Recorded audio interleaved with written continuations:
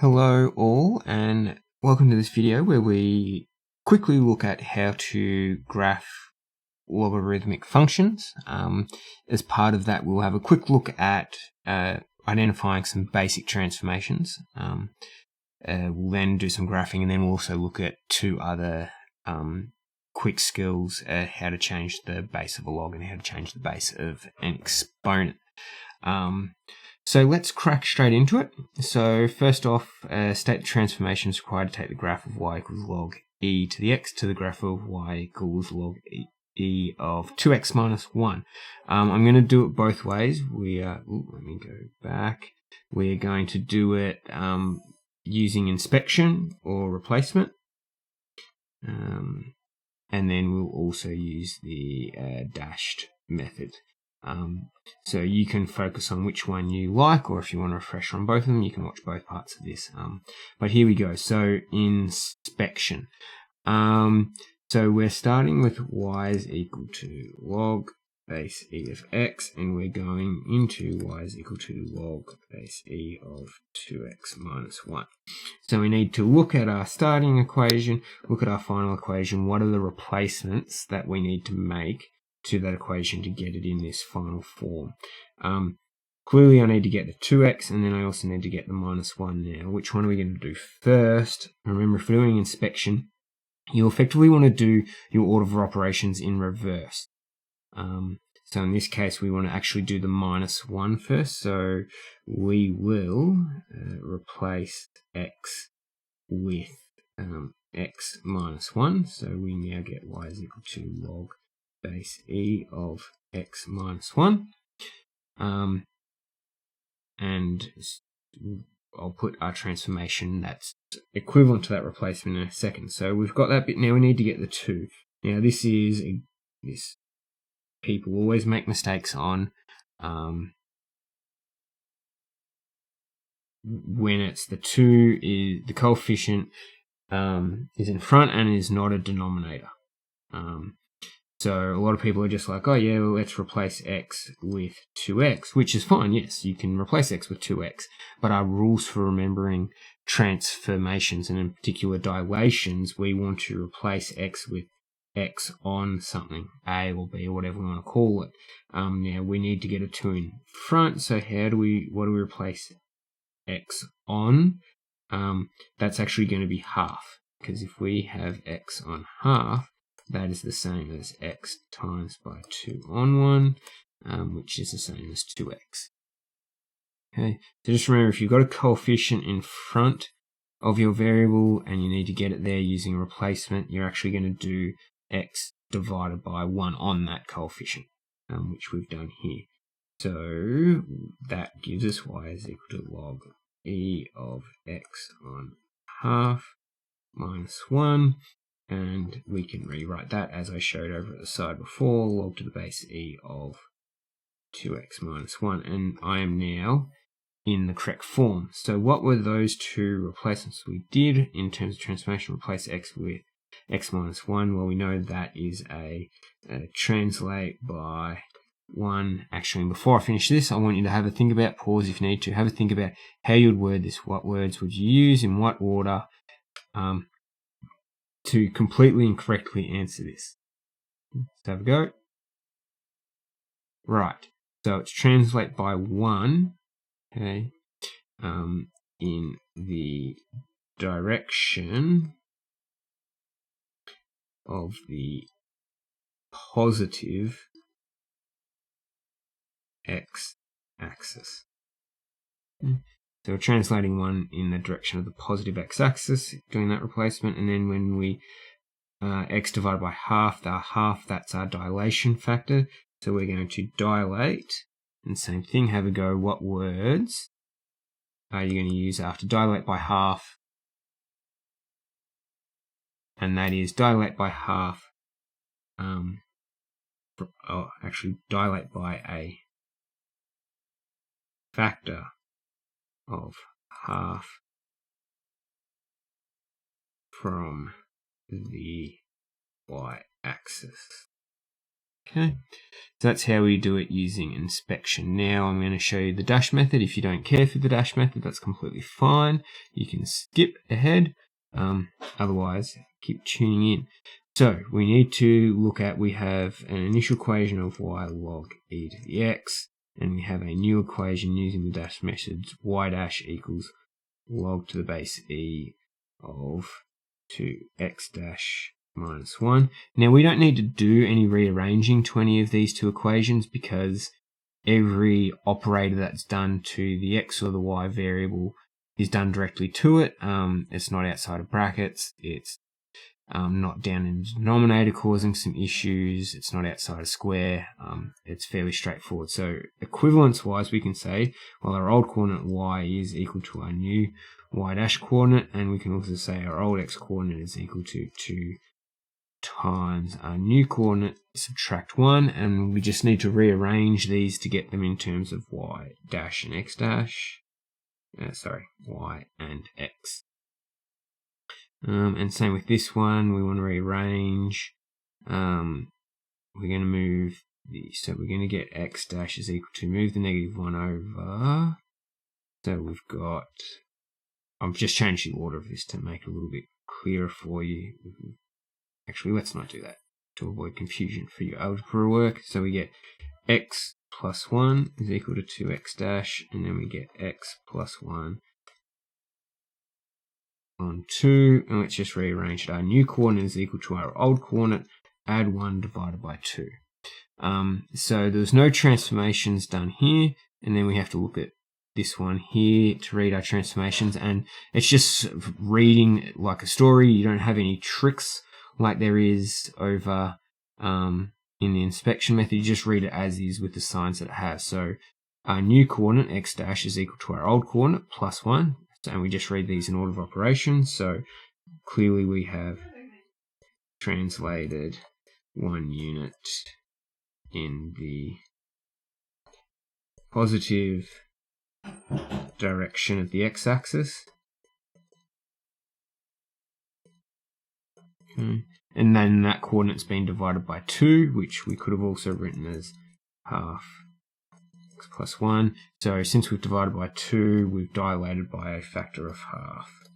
Dilate by a factor of half from the y-axis. Okay, so that's how we do an inspection and how we do it dashed. Rightio, so let's get on to the main nuts and bolts of this lesson, which was graphing logarithmic functions. And just showing you this previous thing is just to show you that everything we've done before exactly follows still for logarithmic functions. So our main patterns or methods that we use to graph log functions also work. Now, as a quick reminder from a previous video, the log is an inverse of an exponential. So if an exponential function, the most basic one, looks like that, and that is a to the x, okay, if we reflect that about the line y equals x, if we flip it over that line, we get that shape there. Okay, so that's our basic shape, and we end up with an asymptote along x equals 0. And if you can hear meow in the background, that's my little kitten, so I apologize. So that's our basic shape, and that's what we need to work with. So our 3 steps, okay, is like all sketches we've done so far, a couple key bits that we want to work with. Step 1 is find the asymptote, okay, and what we do, as I've got here in brackets, is let's solve for a equals 0, where y is equal to log e of whatever a is whatever's inside the brackets. Whatever terms, expression is inside the brackets, we're going to let that equal to 0 because, okay, we can never actually we can't do taking the log of 0, because that's asking e to the what power gives me 0, and there's nothing. So it's sort of counterintuitive, but we're actually going to solve for the situation we can't do, because that's going to tell us exactly when that situation can't arise. So in all cases, you just let whatever is inside the brackets, let that equal to 0, and then solve for x. And that'll tell you where the asymptote is, what x coordinate. From there, you just need to look at, is there any reflections? Is there a negative out the front, or is there a negative as part of the x term? And then deal with those reflections as need be. And then lastly, find the x-intercept, which there's always going to be an x-intercept for a log function. Okay, so there's always an x-intercept, and sometimes there's a y-intercept, and that y-intercept will only happen if you have a horizontal translation in the negative direction of the x-axis. So if we have a translation this way, that will then we'll get a y-intercept, because the line will have to cross the y-axis at some stage. So for example, we have the graph y equals log to the base e of 2x minus 1. So the first thing we're going to do is let 2x minus 1 equals 0. We get 2x is 1, x is half. So there's my asymptote. Okay, and I can put that in straight away. Okay. Looking at the equation, we don't have a negative in front, we don't have a negative in front of the 2x term, so we have no reflection, so we just know straight away I have my asymptote at x equals half, and I know it's going to be heading that direction, shaped some way. Now, I wouldn't draw the line in, especially if you're given a grid. What I'd then do is actually find the x-intercept. So you would let y equals 0 in that case to find the x-intercept. So we're going to let y is equal to 0. So we get 0 is equal to log base e of 2x minus 1. Okay. And we can rearrange this using a log / index laws, where this turns into e to the 0 is equal to 2x minus 1. Now, e to the 0 is anything to the power of 0 is 1. So we get 1 is equal to 2x minus 1. Add the 1 to both to the left hand side, so we get 2 is equal to 2x, so we get x is equal to, divide both sides by 2, so we get x is equal to 1. So now I can put in what my x-axis intercept is, and then I can just draw my shape in. Bam, done. Okay. Pause, rewind this as needed to go over that, but I'm going to do a full worked example now. So sketch the graph of y is equal to, and we can see this equation is a little bit more complex. We have a coefficient in front, we have a constant at the end, but there is no negative signs in front of the log or in front of the x term. So we still don't have any reflections, which is nice. Okay, so we go through the pattern. First thing we're going to do is find the asymptote. So one is find your asymptote. Okay, so we're going to let we're going to let x minus 1 equals 0, so we get x is equal to 1. So straight away I can put that in. Okay, and make sure you label it with the equation. Let's move it a bit down here. That is x equals 1 is our asymptote. Okay.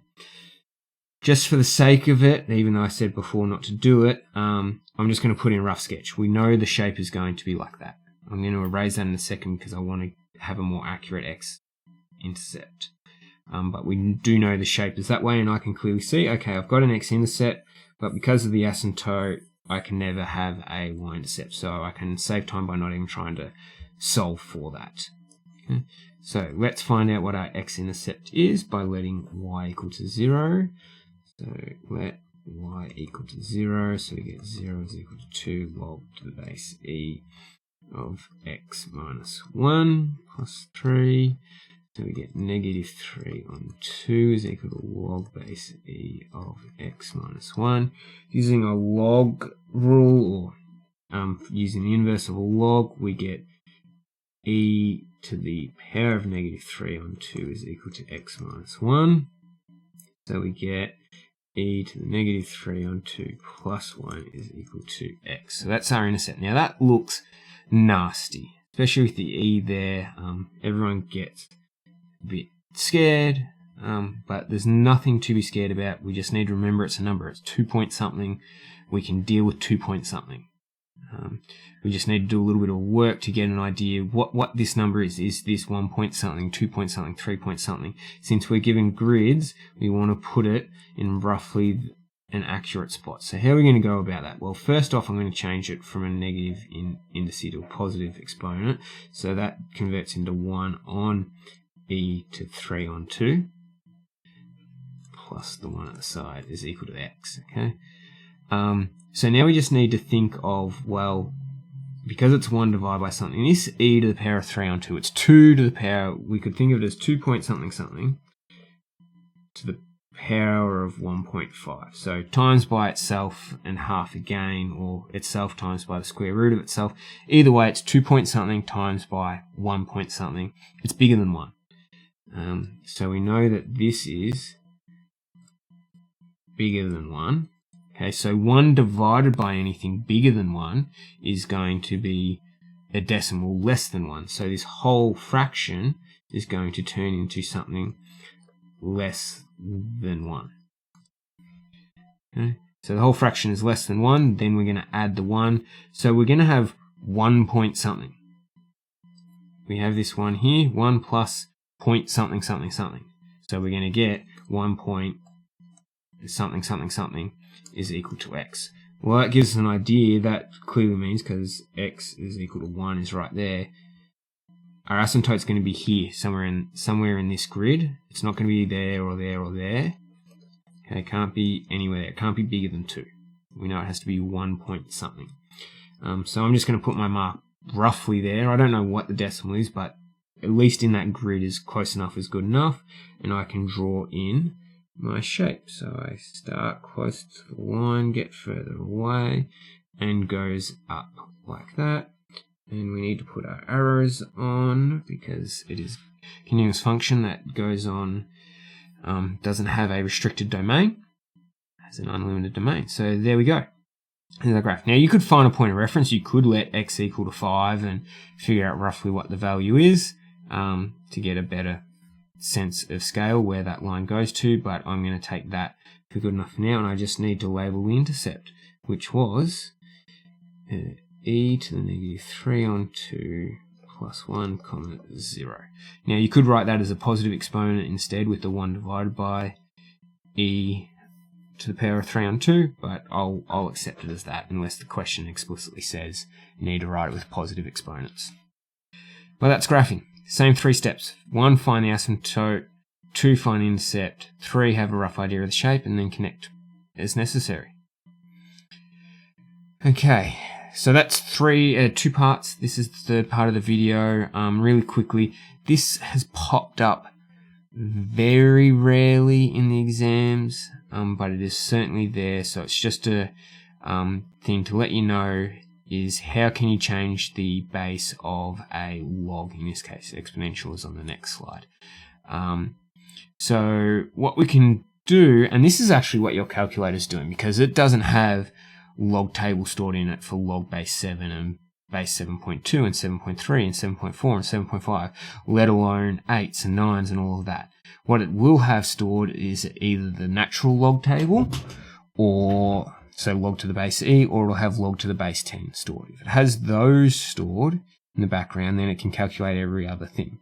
So if we asked it, for example, to solve log to the base 7 of 3, it uses this process and converts it into whatever table it has stored in the background to actually do the mathematics. So let's, for example, assume it has the log base 10. It will convert this into what base I want. So in this case, it might be log to the base 10. And whatever my main number inside the brackets is, okay, what I'm taking the logarithm of goes into the numerator. So in this case, it's going to be 3. And then we divide it by whatever base we chose. It has to be that same base again. And then whatever the prior base was, that goes in the denominator. And then the calculator looks up those two values in its table and then does the division. So that's how we can do that conversion. So whatever base we want it to be, we have to make it the same in the numerator and the denominator. The exponent goes on the top, the base goes in the denominator. and that's the rule. Fairly straightforward to use. So let's have a go. So using the above formula, show that log to the base c of d is equal to 1 divided by log to the base d of c. So you'll notice the d and c have changed positions here. Noting that this is a base d, that's the giveaway of what to use for your new base. So we can say that log to the base c of d, I'm going to convert that to 2 logs that has base d.